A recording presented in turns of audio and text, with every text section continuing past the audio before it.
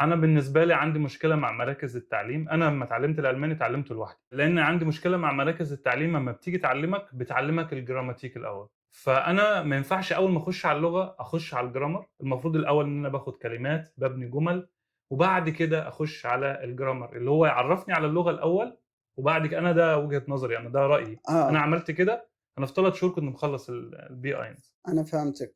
حنا هنا دابا مثلًا في هاد المراكز كاين مراكز كيعملوا جراماتيك، وكل مركز ومنهج ديالو. صح، صح. ولكن الأغلبية واللي أنا بالنسبة ليّا منهج صحيح، هو النيت اللي قرينا به، كيكون كتاب كيكون اهم. قريب من الامتحان اللي تقدّم عليه. تمام. وكتكون مثلًا كل وحدة كيكون فيها واحد جزء فيه الجراماتيك، جزء فيه الcommunication، كويس. وجزء كيكون فيه كتعلّم فيه المُعجم. صح. يعني مثلًا كتلقى في الأسبوعين كتلقى قريتي الجراماتيك وقريتي الكلمات. صح.